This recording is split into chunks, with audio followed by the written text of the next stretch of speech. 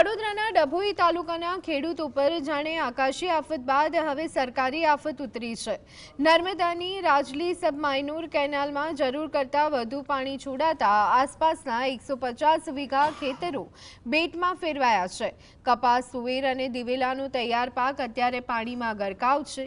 હદ તો ત્યાં છે કે ખેડૂતો છેલ્લા 3 દિવસથી કગરી રહ્યા છે, છતાં નર્મદા નિગમના અધિકારીઓ જાણે કે કુંભકર્ણની નિંદ્રામાં પોઢી રહ્યા હોય તેમ પાણીનું લેવલ ઘટાડવાની તસ્દી પણ નથી લેતા। કેનાલના 3 કૂવા છલકાઈ રહ્યા છે અને અધિકારીઓના પાપે ખેડૂતોના મોંમાં આવેલો કોળિયો છીનવાઈ ગયો છે। કમોસમી વરસાદથી માર સહન કર્યા બાદ હવે તંત્રની આ માનવસર્જિત ભૂલનો ભોગ ગરીબ ખેડૂત કેમ બને? શું નિંદ્રાધીન અધિકારીઓ આ નુકસાનીનું વળતર આપશે ખરા?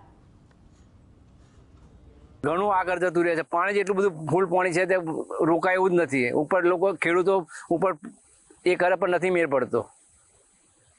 કેનાલમાં આવ્યા પછી છલકાય છે। હા, કેનાલમાં આવ્યા પછી અતિશય પાણી આપવાથી જ્યારે જરૂરિયાત છે તે વખત પાણી આલતા નથી એ લોકો। ઘૂંટણસમાં પાણી ભરાઈ ગયા છે। ઓછામાં ઓછું 100-150 વીઘાથી વધારે નુકસાન થઈ ચૂક્યું છે। કપાસ, દિવેલા, તુવેરા પાછળ તુવેરમાં દેખાય છે બહુ જ પાણી ભરાઈ ચૂક્યું છે।